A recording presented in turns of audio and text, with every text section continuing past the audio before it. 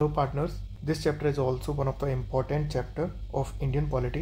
इसमें से हम प्रीलिम्स के तो क्वेश्चन देखते ही हैं, लेकिन पिछले कुछ साल इसमें historical underpinning and evolution of Indian constitution can be traced to many regulations and act passed before the Indian independence. These can be summarized under two heads. एक तो company rule and second one is crown rule. Company rule pass हुए थे 1773 से 18।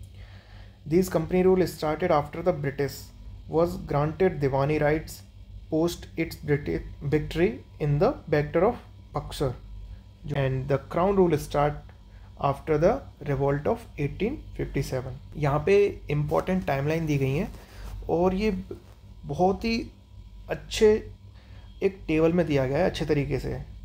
अगर आप इस table को ही याद रखेंगे या फिर इसकी फ़ोटो या फिर इस PDF को ही डाउनलोड कर लेना आप, सो एक ही जगह सब मिल जाएगा और आप कंपेयर कर सकते। चलिए यहाँ से पहले टाइमलाइन पढ़ते हैं। तो 1600 में क्या हुआ? Arrival of British and traders, ठीक है, इन इंडिया। 1765 में इन्हें दीवानी राइट्स मिल गए भाई शाह आलम। 73 में क्या हुआ? रेगुलेटिंग एक्ट, है ना, जो कि आगे जाके कंपनी रूल से स्टार्ट हुआ। 1773 से लेके 1858 तक कंपनी रूल चला। 1781 को क्या हुआ? Act of settlement. 1784 में पिट इंडिया एक्ट आया। 1813 में चार्टर एक्ट। 1833 में चार्टर एक्ट। 1853 में फिर से चार्टर एक्ट आए एंड यहाँ पे 1857 में रिवोल्ट हुआ और उस रिवोल्ट को ब्रिटिशर्स ने सप्रेस कर दिया। लेकिन ये one of the biggest revolt था जहाँ पे पूरे देश ने अलग अलग जगह विद्रोह किया ब्रिटिशर्स के खिलाफ। बट यहाँ पे ब्रिटिशर्स ने कैसे भी राजाओं से मिलके और ये रिवोल्ट को सप्रेस किया। यहाँ पे इसे Queen Victoria as a good governance बोलती थी। 1858 से लेके ये government of India act start हुआ, इसे बोलते हैं द क्राउन रूल। 1861 में 1861 से लेके 1892 और 1909 तक ये Indian council act of 1861, 1892 and 1901 ये वाले एक्ट्स पास हुए। क्या हुआ? इंडियन काउंसिल एक्ट्स पास हुए। 61 वाला हुआ, 1892 में 92 वाला एक्ट्स एंड 1909 में 1909 इंडियन काउंसिल एक्ट पास हुए। 1999 में गवर्नमेंट ऑफ इंडिया एक्ट पास हुआ। 1932 में कम्युनल अवार्ड। 1935 में गवर्नमेंट ऑफ इंडिया एक्ट 1935, ये मोस्ट इम्पोर्टेंट एक्ट था और इसकी छाया हमें अपने कॉन्स्टिट्यूशन में भी देखने को मिलती है। 1947 इंडियन इंडिपेंडेंस एक्ट ऑफ 1947, यहाँ से लेके यहाँ तक इसे एक कंपनी रूल बोला जाता है। छोटी सी टाइमलाइन। अब आगे पढ़ते हैं। आगे पढ़ेंगे constitutional developments under the company rule. Start करते हैं रेगुलेटिंग एक्ट ऑफ 1773 से। तो governor of Bengal was designated as Governor General of Bengal. Governor of Madras and Bombay were made subordinate to Governor General of Bengal. Beginning of central administration, COD was required to report on its revenue, civil and military affairs in India. In 1974 में first supreme court of India at William first supreme court establish किया गया और जिसके पहले supreme court CJI थे Elijah इम्फ्ले, और इनके साथ साथ 4 क्यूजीन जज भी आए थे जिनका नाम था John Hyder, Robert. Now Pitt India act 1784, यहाँ पे डुअल सिस्टम गवर्नमेंट चालू हुआ। Companies ended East India companies monopoly over trade except tea and opium. किसमें? 1830। Financial provision for promotion of science and literature. Now charter act 1833, यहाँ पे final step towards centralisation लिया गया। Governor general of Bengal को बना दिया गया governor general of India. William Bentinck जो कि बने first governor general of India. Other name Saint Helena act, इसको सेंट हेलिना एक्ट भी बोला जाता है।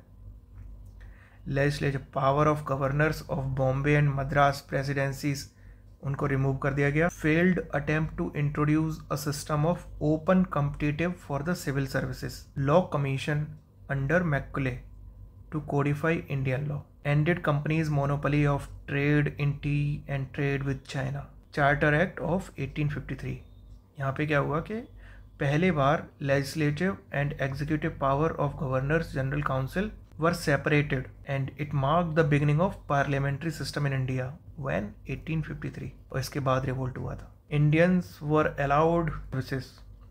Introduced for the first time local separation in the Indian Central Legislative Council. Now we will read 1858 Government of India Act. It transferred Government of India from company to the British Crown.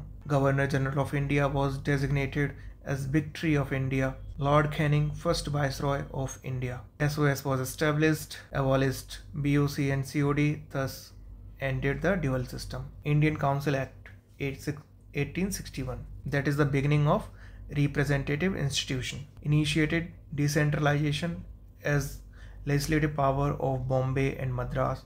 Presidencies were restored, recognized portfolio system and ordinance power of Viceroy. New LC established as Bengal, Punjab and Northwest Front provinces. Indian Council Act 1892, यहाँ पे increase the number of non-official members in the provincial legislative council, increase the function of legislative councils, power to discuss budget दिया गया. Indian council act 1909 में मुरली Minto reform आया. इसने increase size of central and provincial legislative, separate electoral for Muslims, enacted deliberative function of legislative council, example supplement array questions and resolution on budget. Indians in executive council, example Satyendra Prasad Sinha.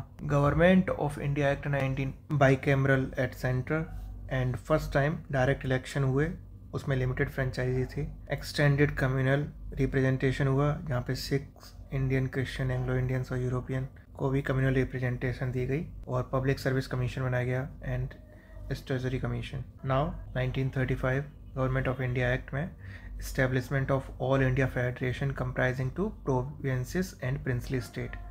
3 list बनाई गई, federal, provincial और concurrent, जो कि अभी भी देखी जाती है हमारे कॉन्स्टिट्यूशन में. Abolish dyarchy at provincial level and introduced at central level. Bicameral at provincial level. Extended communal representative, depressed class, women, labour. Establishment of RBI and Federal Court.